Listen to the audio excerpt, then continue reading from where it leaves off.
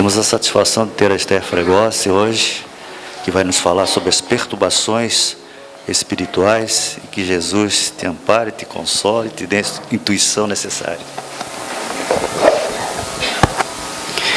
Boa noite a todos, que possamos estar em paz. Nos convidaram a falar a respeito desta obra, intitulada Perturbações Espirituais, publicada pela editora Leal, em Salvador, autoria espiritual de Manuel Filomeno de Miranda, psicografia de Divaldo Pereira Franco. É uma obra que tem suscitado muitas reflexões, o seu conteúdo é extremamente profundo, muito oportuno, nos permite nos identificar o contexto em que nos encontramos nesta fase de desafios morais e éticos. Mas, antes de iniciarmos o trabalho que fizemos de, na verdade, extrair deste livro algumas informações, porque, como dissemos, é uma obra muito densa. Até alguns companheiros entendem que é uma obra que foi trazida para os espíritas, os trabalhadores espíritas, ou aqueles que atuam no movimento espírita, e sem dúvida o é. É uma obra que reclama estudo de todos nós, mas nós procuramos extrair desta mesma obra informações que são de interesse comum de todos nós, independente de sermos espíritas ou não. E esta síntese breve que realizamos, nós iremos apresentar, porém antes, precisamos fazer um preâmbulo, porque não seria conveniente falarmos de perturbações espirituais sem antes retomarmos um dos princípios espíritas, sem antes relembrarmos, por exemplo, do livro basilar, do livro dos Espíritos, no capítulo 9, da segunda parte, particularmente. Como todos sabem, o livro dos Espíritos é um livro de perguntas e respostas, perguntas formuladas pelo Sr. Allan Kardec aos Espíritos reveladores. E nesse capítulo 9, da segunda parte, a partir da questão 456, o Sr. Allan Kardec vai tratar de um tema que fundamentará a nossa reflexão, que é da intervenção dos espíritos no mundo corporal ou no mundo físico. E esta abordagem que o codificador faz no livro dos Espíritos é necessariamente o preâmbulo de que necessitamos, porque antes de conjecturarmos a respeito de influências espirituais, nós temos que relembrar o princípio que norteia essas interferências. E quando o Sr. Allan Kardec, na primeira pergunta deste nono capítulo, pergunta aos espíritos, afinal, os espíritos, aqueles que desencarnaram, eles conseguem ver o que fazemos? O codificador pergunta aos espíritos. E eles dizem que sim. Que eles podem, sim, acompanhar tudo que fazemos. E o codificador, na sua didática, como pedagogo que era, vai aprofundando os questionamentos. E o questionamento seguinte é: mas e eles podem também ver aquilo que fazemos? E os espíritos, mais uma vez, respondem de forma positiva. E o codificador, não satisfeito, ainda indaga: mas eles podem ler os nossos pensamentos? E os espíritos, mais uma vez, afirmativamente: podem. E de ordinário, eles conseguem ler no vosso pensamento aquilo que vós procurais esconder de vós mesmos. E aí, Allan Kardec, que era um espírito de extrema inteligência, mas que tinha um senso de humor admirável, pergunta então aos espíritos: mas então isso quer dizer que para nós, encarnados, para nós que aqui estamos no corpo físico, então é mais fácil enganar, esconder aquilo que pensamos e fazemos daqueles que convivem conosco no campo material, do que aqueles que estão desencarnados, os mortos? E eles respondem afirmativamente: nada escapa do que pensais ou do que fazeis, eles dizem. Mas Kardec ainda faz uma outra pergunta, que é uma pergunta muito recorrente, que nós ouvimos muito falar nas palestras, porque é uma pergunta-chave. O codificador, então, para fechar o raciocínio, pergunta aos espíritos: influenciam os espíritos os nossos pensamentos e atos? Vejam, primeiro, se os espíritos viam o que a gente fazia. Depois, se eles conseguiam, né, acompanhar aquilo que fazemos. Depois, se eles conseguem captar o nosso pensamento. E agora, a pergunta derradeira: mas se eles conseguem tudo isso, eles conseguem influenciar o nosso pensamento e o nosso agir? E a resposta, mais uma vez, é positiva. Positiva e surpreendente. Porque os espíritos, além de dizer que sim, que os espíritos podem influenciar os nossos pensamentos e atos, eles vão dizer que, de ordinário, tamanha é a influência que são eles que nos dirigem. E essa informação, quando ela é lida sem uma reflexão mais ampla, sem considerar o contexto dos princípios espíritas, ela de forma isolada, ela pode parecer um tanto fantasiosa, pessimista. Mas como assim os espíritos nos dirigem? Alguns, mais espertinhos, vão achar a desculpa que faltava, né? Ah, não, mas então tudo aquilo que eu estou fazendo de errado, tudo aquilo que não dá certo comigo, são os espíritos. São os espíritos que estão me influenciando de forma negativa. Já aqueles que procuram fugir das responsabilidades vão atribuir aos espíritos tudo o que acontece de ruim, se eximindo da responsabilidade. Mas, na verdade, essa resposta que os espíritos tutelares nos trazem, e nos trouxeram no século XIX e ainda hoje, nós muito temos a refletir em torno disso, nos remete a uma reflexão profunda. Mas por que esta sintonia, esta interação, esta relação que estabelecemos com o mundo espiritual, será mesmo que ela é assim tão pungente? Aqueles de nós que não temos a chamada sensibilidade mediúnica, a capacidade da percepção mais evidente da ação dos espíritos, podemos até duvidar e até mesmo questionar e refutar esta informação. Mas o fato é que esta lei que se estabelece de relação entre o mundo físico e o mundo corporal, através do pensamento, ela é uma realidade. E é a partir deste fenômeno que a influência espiritual ela pode se dar de forma negativa ou positiva. Então, quando o mentor espiritual, Manuel Filomeno de Miranda, inicia esta obra, que traz revelações muito graves, advertências, convites, propostas, esclarecimentos. Ele inicia o preâmbulo da obra retomando esse conceito. O conceito que, sim, de fato, somos seres interexistentes, como dizia Herculano Pires. Agora, nós que aqui nos enxergamos, estamos no plano físico, mas estamos interagindo com o mundo espiritual. Mais adiante estaremos do lado de lá, e outros estarão aqui no campo físico, mas sempre em interação constante. Então, o mentor espiritual inicia a obra no primeiro capítulo, trazendo a seguinte informação: a inter-relação entre os chamados vivos e os mortos é muito maior e vigorosa do que se pensa.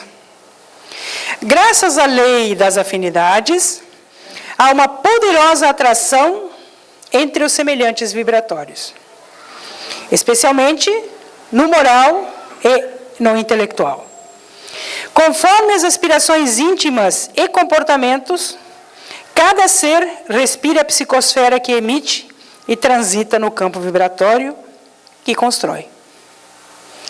Então vejam, antes dele trazer as informações de que necessitamos nesta obra, que é um gesto de amor, de generoso amor, tentando nos alertar daquilo que pode nos acontecer, de nos relembrar desses princípios que deveriam nortear a nossa vida para que nós possamos efetivamente vigiar os nossos pensamentos e sentimentos, para que as nossas ações estejam coerentes, né, com aquilo que nós entendemos, seja a lei de amor. O Espírito vem, então, relembrar o conceito. Essa inter-relação, ela não só é real, como ela é maior e mais vigorosa do que nós estamos considerando na atualidade. E vejam que esta obra está sendo publicada no meio espírita, portanto, ela está endereçada àqueles de nós que já estamos convencidos de que somos espíritos imortais e que, portanto, temos essa relação entre os dois planos de forma natural. Então, ela é maior e mais vigorosa. Mas por que ela se estabelece, ou como ela se estabelece? Através da lei de afinidade. Então, não são todos os espíritos que nos influenciam, positivo ou negativamente. Nós estaremos escolhendo as nossas companhias espirituais pela afinidade. E então é por isso que ele diz que cada um de nós, com as escolhas que fazemos das nossas aspirações íntimas e os nossos comportamentos, passamos a criar a ambiência espiritual que nos identifica. Passamos, portanto, a nos relacionar com os espíritos que se afinizam com esta nossa essência. E esse preâmbulo não é por acaso que é colocado desta maneira, não só para contextualizar o conceito espírita da comunicabilidade ou da influência que os espíritos podem exercer sobre nós, mas principalmente para nos colocar sob a ótica de que tudo aquilo que nos acontece é criação nossa. Tudo aquilo que nós estamos vivenciando, seja no mundo íntimo, seja no mundo exterior, é fruto das nossas construções. E vejam que só isso já é extremamente grave. Grave no sentido de importante, porque não estamos mais à mercê de uma vontade humana, né, atribuída a Deus. Um Deus que ora é generoso, ora é impiedoso. Não somos mais vítimas do destino. Somos seres criados para sermos perfeitos, numa jornada evolutiva, galgada passo a passo, individualmente por cada um de nós, sem favorecimento, né, e sem perseguição. Na justiça, né, que é atributo divino.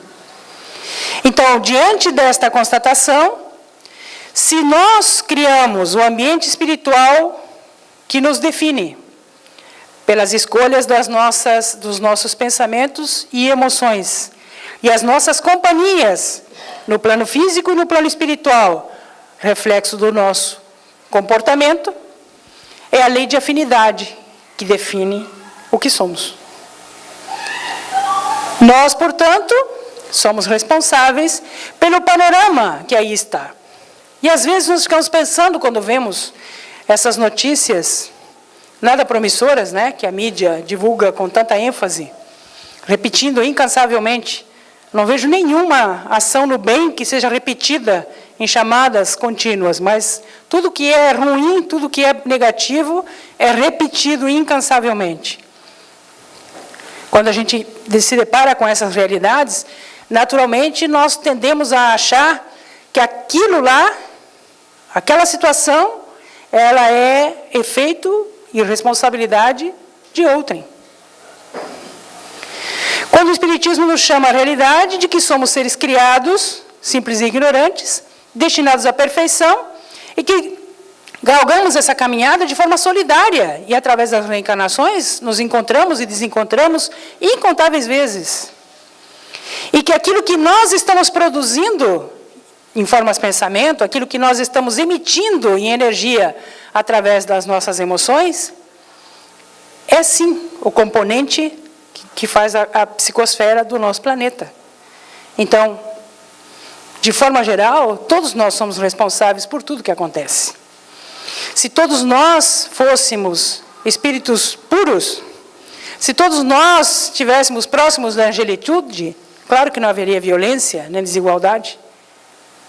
Mas porque nós ainda estamos no processo evolutivo, esta realidade hoje, que parece obscura, é um processo, é uma etapa que haverá de ser vencida, mas desde que nós estejamos conscientes de que tudo aquilo que produzimos do ponto de vista vibratório terá sua repercussão no campo material, aqui e agora, e terá sua repercussão no mundo espiritual. Então, a lei de sintonia nos coloca nesta condição de sermos os responsáveis pela realidade que nos cerca. E o espírito benfeitor, no mundo espiritual, vai em busca de outros mentores para trazer informações importantes que, de alguma forma, explicam o que está acontecendo no nosso planeta. Nós já sabemos que estamos numa fase transitória, que estamos saindo de um mundo de provas e expiações para um mundo de regeneração. Então, estamos numa etapa transitória entre uma realidade e outra. Estamos, portanto, construindo esse mundo de regeneração. E os espíritos, generosamente, vêm, através da mediunidade, de Divaldo Franco, nesta obra particularmente, nos tentar explicar o que está acontecendo e por que está acontecendo. Então, a revelação começa, e é claro que é uma síntese da síntese, com a seguinte afirmativa. As forças do mal, que um dia praticamente dominaram a Terra, no período da Inquisição, e os fanáticos espirituais de antigas doutrinas que detestavam Jesus, uniram-se no mesmo campo de batalha contra os que consideram o seu inimigo comum, Jesus. Então vejam, há um exército de espíritos que desde aquela época remota do período da Inquisição, somados aos outros fanáticos espirituais de outras crenças e denominações, se uniram agora para, juntos, tentarem combater aquele que eles consideram o seu inimigo maior, que é Jesus. Porque o convite, a proposta de Jesus é a vivência do amor, em síntese. E é uma síntese profunda. E Jesus revolucionou o mundo a partir da sua chegada há mais de 2000 anos com essa proposta, que até hoje ecoa. Mas quantos de nós cristãos estamos efetivamente vivenciando esse convite de Jesus? Então os espíritos se arregimentaram. Aqueles que sofreram, entre aspas, foram vítimas na época da Inquisição, e tantos outros se uniram, então, agora, para formar esse exército.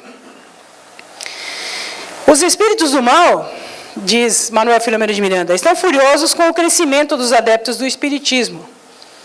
Se irritam profundamente com as facilidades da divulgação do espiritismo, que hoje, a tecnologia nos permite.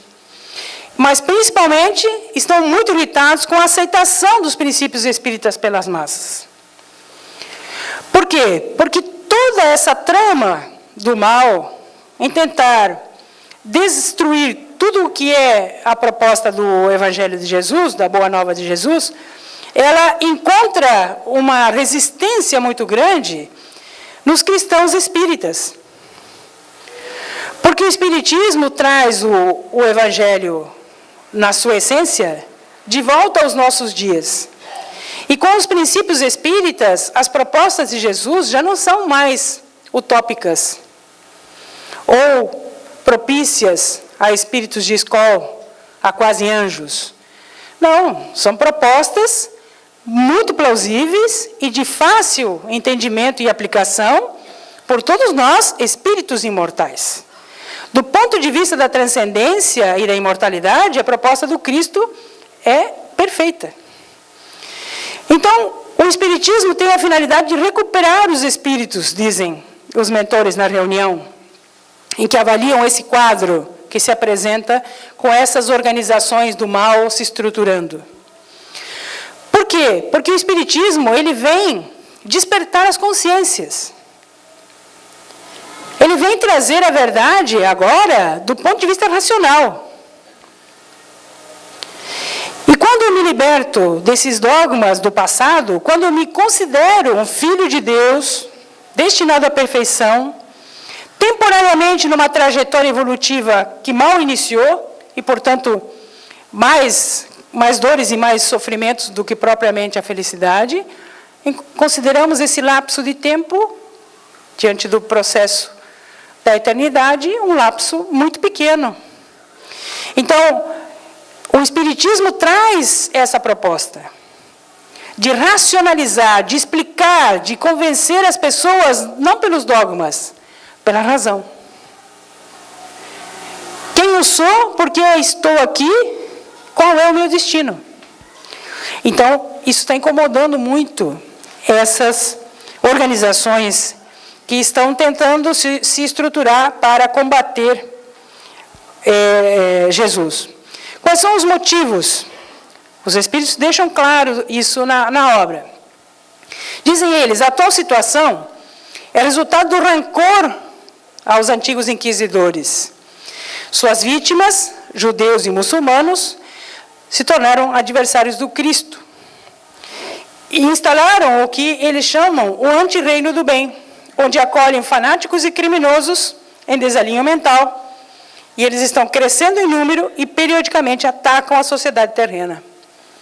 Então vejam, esses espíritos que ficaram presos no passado, no psiquismo distante da proposta do Cristo, distante da proposta da imortalidade, eles estão ainda aferrados àquela dor que foi infligida na época da Inquisição. E guardam ódio diante daquilo que aconteceu em nome do Cristo, em nome de Jesus. Então se uniram agora judeus e muçulmanos que passaram por essa experiência e que estagiaram nesse período, não conseguiram se libertar, não conseguiram encontrar o perdão, estão, portanto, sofrendo aquele ódio terrível e reagindo desta forma, se organizando para tentar atingir aqueles e nós que estamos tentando compreender finalmente a mensagem do Cristo e agir de forma coerente com os seus princípios. Então, eles estão atacando a sociedade terrena, dizem os espíritos. Quem são esses perseguidores? Quem são esses que foram arregimentados para esse exército do antirreino do bem, né, que eles chamaram? Antigos déspotas e criminosos do passado, genocidas e bárbaros, fanáticos religiosos, odientos e zombeteiros espirituais. Ou seja, espíritos que sofreram terrivelmente, se aferraram à dor e se fecharam para a proposta de renovação e de continuidade no processo evolutivo. Estão nesse estágio terrível de dor e reagem desta maneira, tentando infligir a outrem aquilo que eles próprios sofreram. Na vingança, literal, né? Ou seja, a proposta absolutamente oposta àquela de Jesus. Qual é a estratégia que esses espíritos bolaram para esta proposta? Então, explicam os mentores espirituais. Na impossibilidade de atingirem diretamente Jesus, esses espíritos desenharam um plano hábil e sórdido em relação aos cristãos novos, que são os espíritas em particular, e as pessoas do bem em geral, para o combate no qual o amor deve ser ferido de tal maneira que se converta somente numa forma vulgar de expressar sensualidade ou interesse. Então, essa é a estratégia que esses espíritos adoecidos pelo sofrimento, pela dor, estão trazendo. Tentando fazer com que aqueles de nós que já reencarnamos, abertos a esta nova oportunidade de vivenciarmos o amor, de sermos fraternos, de sermos solidários, abrirmos brecha para que esse sentimento maior, essa proposta do amor que Jesus nos trouxe, ela seja ridicularizada, ela seja minimizada, desprezada. E aí, então, o amor passa a se converter até numa expressão vulgar de sensualidade e interesse. E aí a gente pode pensar assim, não, mas eu não me enquadro nisso, imagina. Eu amo tanto as pessoas, eu amo minha família, eu amo os meus amigos, eu amo tantas pessoas. Mas eu estou amando efetivamente? Será que eu não estou me distanciando dessas pessoas que eu digo que amo? Sendo chamado pelos apelos outros da sociedade? Será que essa onda de modernidade agora trazida pela tecnologia, a internet, com essa comunicação global, eu não estou substituindo gestos de afeto, abraços, gestos de ternura, aproximação, a troca de olhar, um aperto de mão, por uma figurinha mandada pelo WhatsApp? Por um texto pronto, colado na internet? Será que eu não estou abrindo margem a esse tipo de influência? Porque é uma influência. Quando eu faço isso, quando eu não me permito vivenciar ou permutar essa energia vivificante que é o amor, eu estou deixando de me alimentar. E eu estou, portanto, mais fragilizado para que essas influências me atinjam. Então, nós precisamos refletir. Porque parece uma estratégia que é hábil do ponto de vista dos espíritos e sórdida, mas parece que não está assim tão próxima de nós. Mas sejamos honestos e avaliemos se o nosso comportamento hoje é o mesmo que há 5, 6, 7 anos atrás. Se nós estamos estabelecendo o mesmo tipo de rotina de relacionamento que tínhamos na década passada. Se estamos efetivamente valorizando a permuta de encarnados.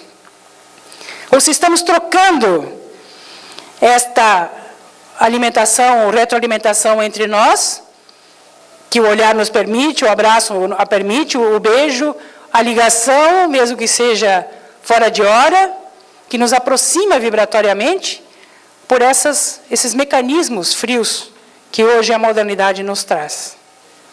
Precisamos refletir, porque essa é a estratégia deles. Nos distanciar daquilo que nos alimenta, nos fragilizar. Porque fragilizados, então, seremos alvos mais fáceis. Diz ainda o mentor espiritual, que existe um programa de obsessão em massa. Eles atuam, eles não têm tempo a perder. Então, eles não vão atuar individualmente. Eles vão procurar alguma coisa que atinja o maior número de pessoas. Então, vejamos agora, por exemplo, nessa crise política que estamos vivenciando. Com a mídia bombardeando, ora ganha um, ora perde o outro, e no final das contas, todos nós perdemos. E nós tomamos partido, ou de um lado ou do outro. Defendemos o nosso ponto de vista. No momento em que nós estamos nos deixando envolver por esse tipo de proposta, de nos irritarmos, de nos revoltarmos, nós estamos nos afastando exatamente daquilo que nos proporcionaria o bem-estar, que seria a fé. A confiança. Deus está no leme. Nada vai acontecer, nem conosco, nem com o nosso país, que não esteja programado pela divindade. E Deus é amor, é justiça. Então, nós não poderíamos nos deixar levar pelo desespero, pelo desânimo, pela irritação com este e com aquele. Amigos de longas datas brigando por causa de política. Não sei se aconteceu com vocês, mas comigo aconteceu várias situações desse tipo. O que é isso, senão uma obsessão coletiva? Estamos nós cedendo o nosso campo mental, as nossas belíssimas emoções, para esse tipo de conluio. Nós estamos escolhendo o lado errado. Não do ponto de vista da política, do ponto de vista do ser imortal que eu sou. Independente de eu tomar partido de A ou B, aquilo que tiver que acontecer, vai acontecer. E se eu sou alguém que realmente ama Deus e crê em Deus, eu não posso me dar o luxo de me desestruturar e de somar com essa massa que hoje se perturba e que sai às ruas em atos de violência. Eu não vou à rua em manifestações violentas, mas eu estou em casa mentalmente irradiando que tipo de pensamento? Que tipo de sentimento? Então, o programa de obsessão em massa não é assim tão ridículo quanto parece. Porque são as pequenas coisas que nos colocam do lado errado. Dizem os Espíritos, porque estamos distraídos diante da nossa essência, da nossa destinação espiritual, é que eles trazem esse tipo de reflexão, para nos chamar a atenção. Pera lá, você é um espírito imortal. Essa trajetória terrena aqui é breve, você não sabe se vai durar 10, 15, 20 ou 5 minutos. Então, que patrimônio é esse que você está valorizando? Que tipo de vinculação você está estabelecendo? Que tipo de atmosfera te circunda? Que tipo de amigos espirituais você está atraindo pela lei de sintonia? Esta é a reflexão. Porque, do contrário, porque estamos distraídos ou indiferentes ao que está acontecendo, são os dois pontos extremos, nós passamos, sim, a favorecer a ação desses espíritos. E aí, então, eles explicam que esse programa de obsessão em massa se dá através de alucinações, às vezes coletivas, às vezes individuais, algumas provocadas de forma artificial pelas drogas, pelos alcoólicos, drogas lícitas ou ilícitas. A pessoa foge da realidade, ela não enxerga a realidade, ela não quer se deparar com aquilo que efetivamente faz parte da sua rotina. Se aliena. E nesse processo de alienação, porque está desconectado de si mesmo e de Deus, ele passa a ser, de fato, um alvo fácil das influências negativas. Sem autodefesa. Uma outra situação, a intolerância. E a intolerância é fruto disso que acabamos de dizer.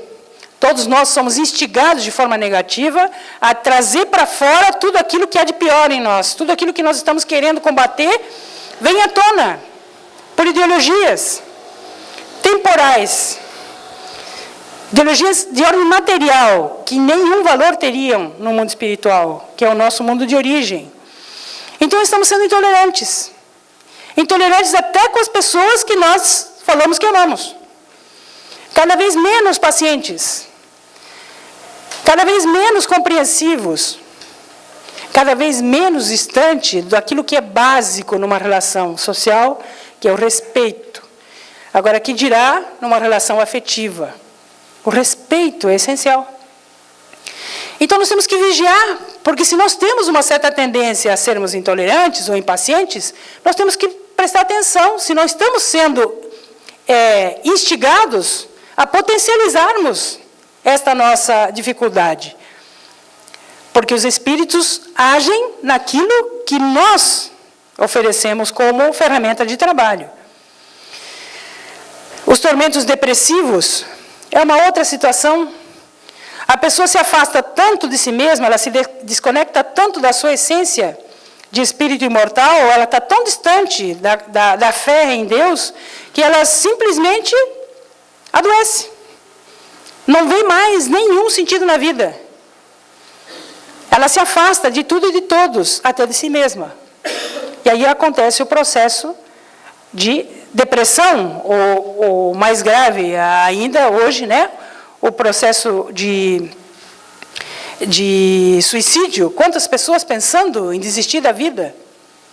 Quantas pessoas... Aqui na nossa cidade, então, é uma tragédia o que acontece. É um contrassenso, uma cidade tão linda, nós temos qualidade de vida aqui muito boa. Como isso pode acontecer? O que é isso se não é essa desconexão íntima? Essa falta de sentido da vida? Essa certeza da continuidade da vida nos impede de pensar na autodestruição. Porque podemos destruir o corpo, que é perecível, que vai se autodestruir a qualquer momento. Nós não sabemos quando. Nascemos já sabendo que vamos morrer. Mas antecipar esse processo, sabendo que continuaremos vivos, não faz sentido. Então, essa alienação mental leva a esses processos. E o que é pior? Esses espíritos se acompliciam com esses grupos extremistas, com esses espíritos ainda primitivos, que ainda estão aqui no nosso planeta, e que estão muito distantes da humanidade, estão mais próximos da animalidade. Eles não têm a menor compaixão com nada nem com ninguém, nem consigo mesmos, tanto que se tornam homens bomba. Então são espíritos que precisam de amor, de aconchego, de esclarecimento, para que possam evoluir. Mas esses espíritos oportunistas, esses que assim como eles estão doentes pelo ódio, se aproveitam desse tipo de situação para poder gerar essa violência que hoje assaltou o mundo.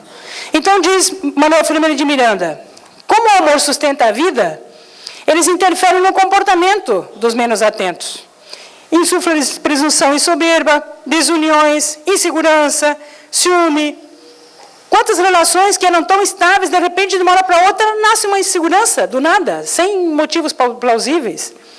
E desestrutura a relação. Quantas famílias discutindo por banalidades. Então, o amor sustenta a vida. O nosso esforço tem que ser para alimentar esse amor. E o amor que nos alimenta não é o amor que recebemos, é o amor que damos. Então, a nossa preocupação não deve ser o quanto estamos recebendo de amor, e sim o quanto somos capazes de amar.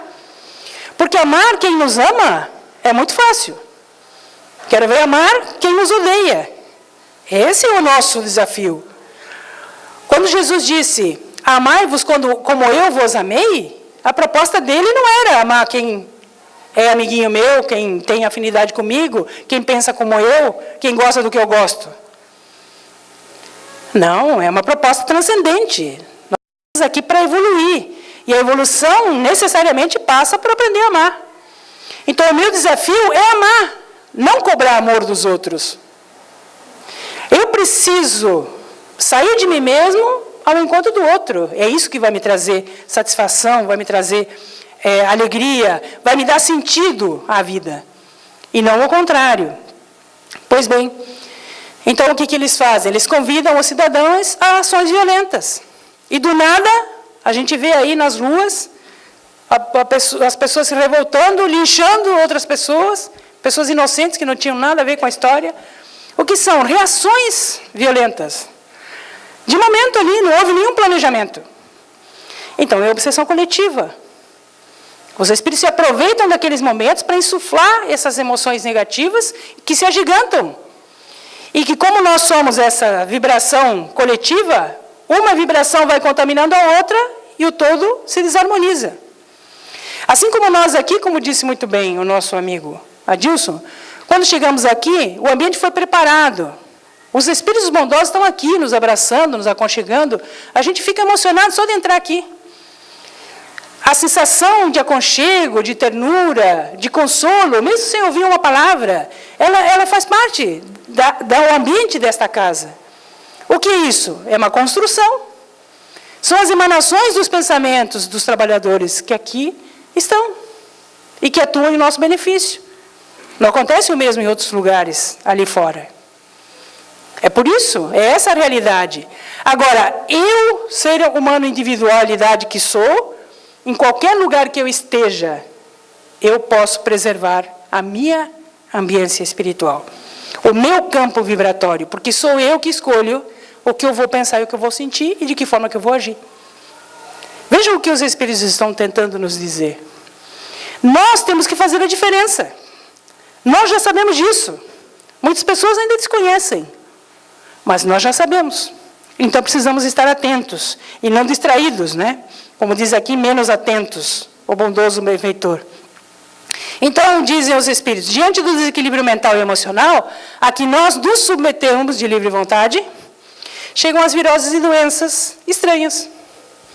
Né? Quantas doenças que surgem ali que não tem diagnóstico. A pessoa adoece, fica mal, sofre durante dias e os médicos não conseguem achar um paliativo. O que é isso? É desajuste do espírito que afeta o corpo físico. Então, todas essas situações, vejam, são resultado do desequilíbrio que cada um de nós estabelece para si próprio. Quer dizer, até as doenças são nossa responsabilidade. Paramos para pensar? Por que um pega uma virose e o outro não pega? Estão no mesmo ambiente. Por que isso acontece? Temos que parar de pensar do ponto de vista da matéria e temos que passar a refletir do ponto de vista do espírito. E é isso que esse livro tenta nos fazer pensar. Não só no aqui e no agora, mas o amanhã, com base nessas informações. Então, dizem os espíritos que esse exército do mal, ele tem uma metodologia, e essa metodologia é a debilidade moral. Ou seja, aqueles de nós que não oferecemos resistência. Aqueles de nós que ficamos passivos, e tudo aquilo que chega a nós a gente aceita. Pensa que tudo é coisa nossa, vem de mim, e eu alimento e vou vivendo assim. Eu preciso raciocinar e usar aquela informação valiosa de Jesus. Vigiai e orai. Porque nesse momento de crise que o mundo está vivendo, nessa transição, não somos nós só aqui no Brasil, isso é o mundo inteiro, em qualquer país do mundo, é uma crise moral. Nós estamos agora iniciando uma nova etapa, e tudo isso precisa vir à tona. Quando a gente quer limpar um recipiente com água que está parada, o que vai acontecer no primeiro momento? A água vai turbar, quando mexer, o fundo, a sujeira vai subir. Mas depois vai limpar. Esse processo de decantação acontece conosco também, mas nós precisamos ser resistentes. Precisamos estar atentos a essa metodologia para podermos nos defender. Então, dizem eles, a intriga e a infâmia é uma outra arma, mortífera, segundo eles, de grande alcance para denegrir os companheiros e lançá-los uns contra os outros. E quantas experiências desagradáveis nós vemos no cotidiano. E vou de novo aqui citar as redes. Eu não sou contra o Facebook nem nada disso. Eu sou contra a forma como nós utilizamos, às vezes, de forma indevida. Quantas vezes a gente vê as pessoas colocam uma informação, uma multidão, se tivéssemos na época do Cristo, seriam apedrejando a pessoa que foi colocada na vitrine lá, sem base nenhuma. E daqui a pouco se descobre que não era nada daquilo. Mas o estrago já foi feito. Aquilo que foi emitido como pensamento, aquilo que foi dito como palavra, aquela atitude que nós tomamos, não volta mais. Então é isso que nós precisamos fazer. Refletir antes de agir, antes de pensar. Porque nós somos responsáveis por isso. Ah, daí a grande massa pensa assim, eu também penso. Não, eu sou um ser inteligente, criado com essa capacidade exatamente para poder discernir o que eu quero para mim. Então, a intriga e a infâmia são as armas mais comuns que deterioram relacionamentos de longa data. Um comentário mal feito, uma palavra mal colocada, lá se foi uma amizade de longos anos. E na medida em que nós vamos nos distanciando, de novo, a falta do amor vai nos fragilizando e vamos nos tornando menos resistentes. E aí eles vão conseguindo cada vez mais nos atingir nessa proposta de alimentar as emoções negativas. Outra estratégia, nos empurram para compromissos afetivos ilusórios, relacionamentos de ocasião, desgastes sexuais, aquelas paixões repentinas, né, que surgem do nada, que desestruturam, às vezes, famílias. Precisamos pensar melhor. Nós somos seres racionais por essência. E o coração ele tem que ter essa pausa para a reflexão, não simplesmente se guiar pelos instintos. Atacam os servidores do bem, que menosprezam os deveres, deixando-se atrair por rivalidades e disputas, por projeção enganosa, etc. Quantos de nós já tivemos e temos, ao longo do dia e dos dias, oportunidades de agirmos no bem, de nos engajarmos em projetos que trabalham em benefício do próximo, em ações que procuram minimizar a dor daqueles que estão carecendo, às vezes, de alimento, de remédio, ou até de carinho, de afeto, de aconchego. Estão aí os asilos repletos de pessoas que perderam os vínculos familiares, lares que abrigam crianças que perderam os vínculos com a família, carentes de amor. E quantas vezes postergamos a possibilidade de colaborarmos com esse tipo de trabalho, atendendo outros apelos imediatistas, materialistas, que nos tiram a oportunidade de sermos felizes, no momento em que vamos doar aquilo que nós temos efetivamente, que é o amor. Então precisamos estar atentos, porque essas são as revelações que o mundo espiritual traz. Mas olhem só a advertência. Eles se deram o trabalho de transcrever a fala de um desses líderes das falanges do mal. E olha o que o líder da falange diz: somente agimos quando encontramos reciprocidade mental e afinidade emocional. Portanto, não seremos todos nós marionetes desses espíritos mal intencionados. Não poderá qualquer espírito fazer de nós pessoas que não somos. Eles encontram em nós essa reciprocidade mental, e é ali que eles entram em ação, potencializando aquilo que estamos pensando. E isso se dá do ponto de vista positivo e do ponto de vista negativo. Quando nós escolhemos a prece como recurso, na hora em que o desequilíbrio chega, na hora em que oramos, sinceramente, a nossa vinculação se dará por reciprocidade com espíritos bons. Agora, se diante de uma situação de conflito, nós optamos pela violência, pela raiva, pela perturbação, nós vamos nos vincular com espíritos inferiores. Então, eles só poderão agir quando encontrarem em nós elementos negativos a trabalhar. Portanto, está nas nossas mãos impedir que esse ataque que eles planejaram alcance êxito. Porque se todos nós estivermos atentos, vigiando as nossas emoções e pensamentos, agindo de forma coerente com aquilo que defendemos, sendo efetivamente os soldados do Cristo, nada disso vai nos atingir. Então, esses espíritos do mal, eles não têm superpoderes. Eles não conseguem dominar as pessoas. Eles sugerem, eles propõem. E, às vezes, nós, distraídos, aceitamos o convite. É assim que eles estabelecem o vínculo. Então, não há imposição. Quando se fala em obsessão coletiva, às vezes se pensa assim, uma dominação. Não há. O espírito não consegue gerar em nós aquilo que não é nosso. Então, a vinculação se dá pela reciprocidade mental e emocional. Mas quais são as providências superiores? Porque, evidentemente, que Deus, que é soberanamente justo e bom, acompanha no nosso processo evolutivo desde o início. E não é a primeira vez que nós entramos em crise. E Ele, então, sabedor das nossas fragilidades, permite que esse tipo de informação trazida pela mediunidade nos alerte, nos mantenha acordados, desperte a nossa consciência para aquilo que já sabemos. E, além disso, há outras providências que são tomadas em nosso benefício para minimizar esse impacto que pode ser provocado por esses espíritos mal intencionados.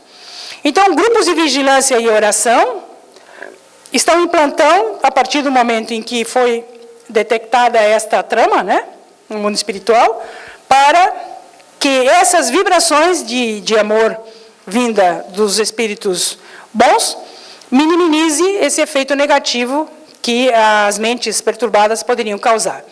Existem mais de 500 grupos especializados em desobsessão que atuam no plano físico e no plano espiritual para tentar resgatar esses espíritos que estão nessa condição. Porque a nossa preocupação não é somente com o mal que eles podem vir a causar, é com o sofrimento que eles estão carregando ao longo dos séculos. Eles precisam ser libertados disso. Eles precisam reconhecer o que nós já reconhecemos. Eles precisam do amparo, do aconchego, do consolo, que a mensagem do Cristo traz e que o Espiritismo redivive. Então, esses grupos especializados buscam o resgate desses espíritos que se engajaram nesse trabalho de desequilíbrio. Ainda assim, está renascendo a comunidade franciscana, que já esteve no planeta Terra, que Francisco de Assis trouxe aquele momento lindo para a humanidade, quando Francisco trouxe a vivência do amor na sua essência. Ele foi um convite que marcou a humanidade. Até hoje, Francisco de Assis é referência para nós. Então, essa comunidade franciscana está reencarnando. E o livro traz informações mais detalhadas ainda de outras programações reencarnatórias, de grandes vultos da ciência, da tecnologia, mas também na área das artes, que impactaram no passado e que hoje voltam para tentar, através da arte, nos sensibilizar. Mas a notícia mais bonita é que o próprio Francisco de Assis está programado para reencarnar em breve, para ajudar nesse processo de reencontro nosso com o amor, né, que ele tão bem exemplificou quando esteve aqui na última encarnação.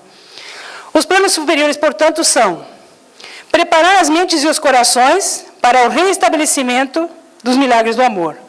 Ou seja, tentar fazer com que aqueles de nós que já estamos espertos, que já sabemos esses princípios que norteiam a nossa vida, possamos nos abrir, preparar as nossas mentes e corações, vigiar as nossas nascentes íntimas, para podermos estar em sintonia com esses espíritos benfeitores que buscam a promoção do mundo de regeneração.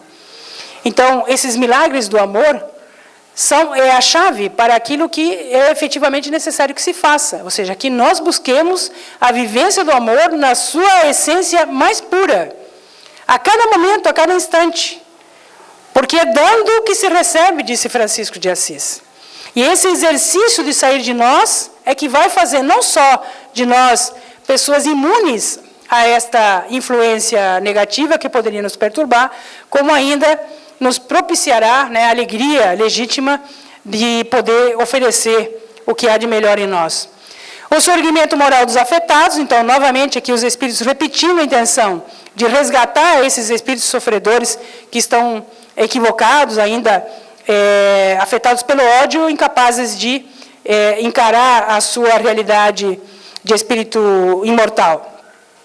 E, principalmente, o despertamento dos adormecidos na indiferença. Porque, segundo os espíritos, esse é o grande mal da humanidade. É por isso que está acontecendo tamanha desestruturação, perturbação espiritual coletiva. Eles chegam a chamar de obsessão endêmica. Exatamente porque nós estamos adormecidos, indiferentes. Nós não estamos atentos, nós estamos aptos a perceber esta estratégia e estamos distraídos diante das nossas possibilidades. Então, esse é outro plano superior. Por último, o estímulo ao prosseguimento aos laboriosos lutadores e devotados, que sempre há aqueles que estão à nossa frente, trazendo aquela mensagem de ânimo, líderes espirituais das mais diferentes denominações, que buscam, né, fazer com que resgatemos a nossa essência divina. E esquecemos de falar, quando falávamos na Legião Franciscana que está reencarnando, o próprio Papa. Né? Hoje a gente vê uma referência franciscana puríssima, né? É uma pessoa extremamente de bom senso, alguém que está efetivamente fazendo a diferença como líder mundial. Então, está aí uma outra experiência que comprova que o investimento do mundo espiritual nessas novas almas que estão reencarnando é significativo. Atrair as falanges do bem, para as falanges do bem, os extraviados inimigos de Jesus, como já havíamos dito. E, por último, as advertências aos espíritas. E aqui, quando ele fala advertências aos espíritas, eu tomo a liberdade de interpretar como espírita, não só aquele que milita no movimento espírita, ou aquele que atua, trabalha no centro espírita, mas o espírita como adepto, aquele que reconhece no espiritismo uma filosofia que vai fazer dele uma pessoa melhor. E, nesse sentido, é muito maior o número de pessoas que essas advertências serão benéficas, né, ou favoráveis. E a recomendação que os espíritos fazem é para que reconsideremos as nossas condutas. E eu achei muito impactante esta proposta. Reconsiderar as nossas condutas. Ou seja, nós precisamos efetivamente repensar a forma como estamos agindo. Que, aliás, o nosso agir é reflexo do nosso sentido, do nosso pensar. Né? Portanto, nós precisamos reconsiderar as nossas condutas. E eles dizem assim: para que voltem a trilhar a estrada pedregosa do Mestre, sem lisonjas, sem destaques sociais, nem honrarias humanas. Ou seja, para que reconsideremos a proposta de Francisco de Assis, que é a própria proposta de Jesus, de vivenciarmos o amor na sua plenitude, sem esperar nada em troca, sem que haja qualquer espécie de vitrine que me promova socialmente, que me coloque na evidência de que eu sou alguém que estou fazendo bem. Não, é aquele soldado anônimo do Cristo, que no dia a dia, no lar, na companhia dos laços consanguíneos, das pessoas que se relacionam socialmente, no trabalho, sejamos nós aqueles que fazemos a diferença.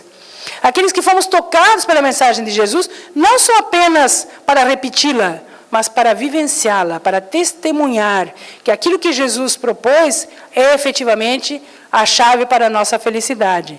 Então, reconsiderar as nossas condutas. Só essa recomendação já vale o livro inteiro. Porque nós passamos a viver no automatismo e vamos repetindo dia a dia e não para avaliar. Normalmente, avaliamos a situação em torno, encontramos responsáveis por essa e aquela situação que nos desagrada e dificilmente nos colocamos na condição de sermos humildes para perceber que sempre haverá um tanto de responsabilidade nossa em tudo aquilo que nos acontece. Então, reconsiderar as nossas condutas é a grande advertência. E, por último, a recomendação de praticar, e não somente falar, né? Mas praticar o perdão, a gentileza, a caridade, a mansidão, a misericórdia, a piedade, a irrestrita confiança em Deus, a prudência e a reflexão antes das ações. Nós poderíamos evitar muito do mal que acontece se realmente refletíssemos antes de agir. Se realmente soubéssemos frear os nossos pensamentos para que aquele dardo mental não atinja ninguém, porque a responsabilidade daquele dano será nossa. Então, nós precisamos construir, dentro da nossa estrutura íntima, uma fortaleza que nos recoloque naquela condição daqueles que amamos e que sentimos alegria por amar e que não estamos apenas desejosos de sermos amados. Porque no momento em que nós nos estruturarmos dessa maneira, estaremos nos fortalecendo aquela fortaleza moral que os Espíritos falaram, que anda baixa entre nós. Nós precisamos resgatar isso para podermos nos tornar imunes a essa investida das trevas em nossa direção. E, por último, o convite que o benfeitor faz no final da obra, dizendo que nesta batalha vibratória que está acontecendo, porque ele denomina de batalha vibratória, esse exército do mal, ele não está agindo do ponto de vista material, ele está agindo do ponto de vista vibratório. Haverá repercussões na área física, mas a batalha é vibratória. Então, ele vai dizer assim, unidos mental e emocionalmente, seremos como um diferente exército, que combate com as armas da compaixão e do esclarecimento, da misericórdia e do amor. Então, vejam o contraponto. É a outra face que Jesus nos propunha já há 2000 anos. Não é simplesmente nos blindarmos para que as pessoas que sentimos, né, estão sob efeito de perturbação ou desequilíbrio temporário, não nos afetem. Não, ao contrário. É nos munirmos de amor desses sentimentos nobres para ir ao encontro do outro. E oferecer aquilo que ele precisa, despertar o outro para aquilo que nós já fomos chamados. Esse é o nosso grande desafio. Então, a proposta do mundo espiritual não é que saiamos aí formando um outro exército e enfrentando os soldados do mal. É que nos municiemos das armas, da compaixão, da misericórdia e do amor, para darmos a contrapartida e neutralizarmos esta ação que eventualmente possa ainda encontrar guarida. E aí, se eventualmente alguém de nós pudesse achar que esse convite não poderia ser atendido, ou que a nossa participação não faria diferença, finaliza o mentor espiritual dizendo que a mínima parte que nos cabe é de alto significado no conjunto. Ou seja, aqueles de nós que nos omitirmos diante desta crise que estamos enfrentando, sofreremos as consequências morais, nós próprios, né? De não nos permitirmos agir como soldados do Cristo como defensores do amor. E finalizando, o mentor espiritual nos lembra que ninguém tema os hábeis conciliábulos dos maus e as suas façanhas, porque acima deles brilha a luz da verdade e do amor. Então, que não nos deixemos envolver por essas vibrações pessimistas, de revolta, de indignação, que estão aí permeando a maior parte das pessoas, que possamos nós escolhermos esse ambiente espiritual diferenciado, para que, ao encontrarmos alguém que esteja nessa situação de perturbação, de desequilíbrio, desarmonia, encontre em nós uma referência positiva, que amenize esse mal-estar. Se cada um de nós conseguisse, por um gesto de generosidade, de compaixão, de fraternidade em relação ao outro, neutralizar alguém que esteja em desequilíbrio, nós já teremos feito muito. Mas os Espíritos nem pedem isso. Pedem apenas que não nos deixemos dominar, que não nos deixemos contaminar por estas energias negativas, porque nós somos aqueles que sabemos que somos filhos de Deus, um Deus que é amoroso e justo, e misericordioso, e a misericórdia está aí presente nessas revelações que nos permitem sermos agentes conscientes do bem e do amor. Que Jesus possa encontrar em nós esta referência, para que as nossas vinculações pela afinidade sejam somente com almas de escola. Que a prece seja o nosso principal recurso, para que em qualquer instante sejamos nós aqueles que, na escuridão da sombra, na penumbra em que se apresenta o panorama do Brasil, possamos acender a nossa pequena lamparina e dizer, não, eu tenho fé. Eu confio em Deus, eu tenho certeza absoluta que essa fase irá passar e que nós usufruiremos de tudo aquilo que temos direito, porque nós construiremos com o nosso trabalho, com o nosso exemplo e com nossa vinculação ao bem. Que os benfeitores espirituais nos abençoem para que a frase de Jesus não seja mais uma bela frase, mas que nós que já sabemos o que sabemos, efetivamente possamos fazer o que sabemos. Muita paz a todos. Que Jesus nos abençoe. Obrigado, Esther, pela reflexão da noite. Calou profundamente todos nós. E que possamos, a partir da saída daqui, pelo menos nos conscientizarmos da necessidade da transformação. Porque o que nós fizemos no futuro, o nosso mundo do futuro, era para nós próprios. Porque todos nós retornaremos. E que a Terra seja melhor do que agora.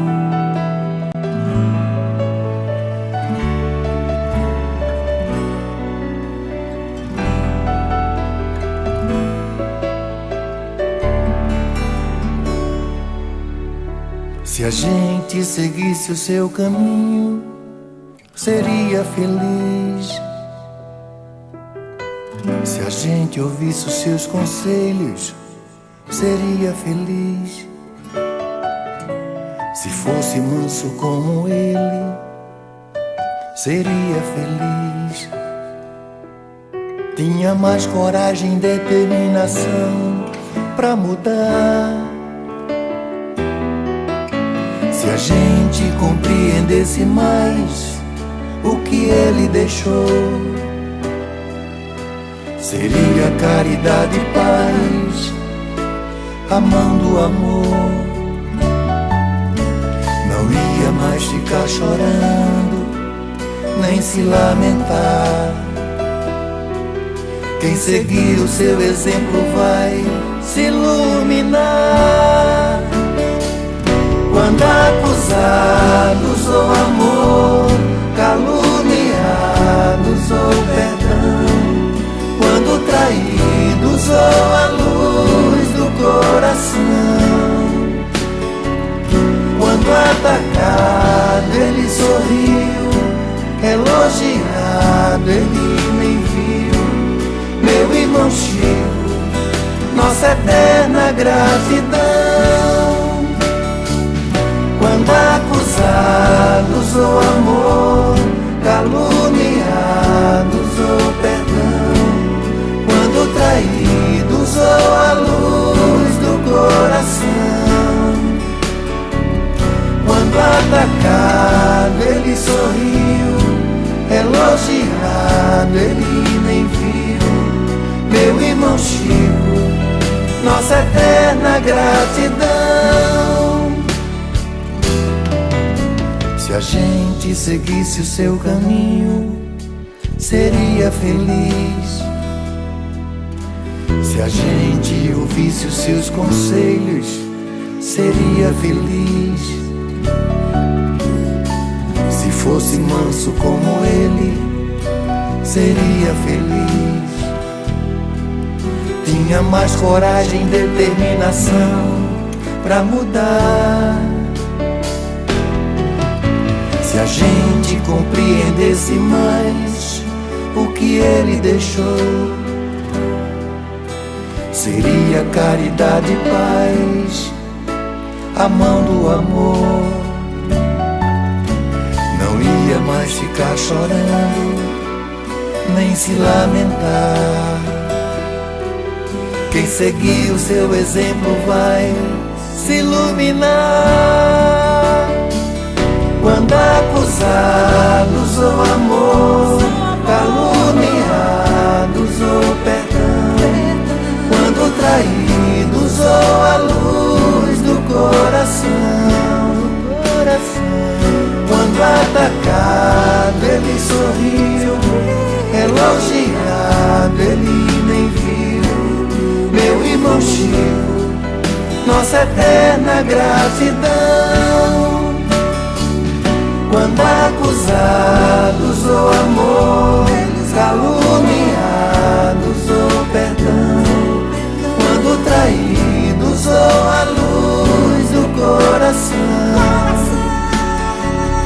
quando atacado ele sorriu, elogiado ele nem viu. Meu irmão Chico, nossa eterna gratidão.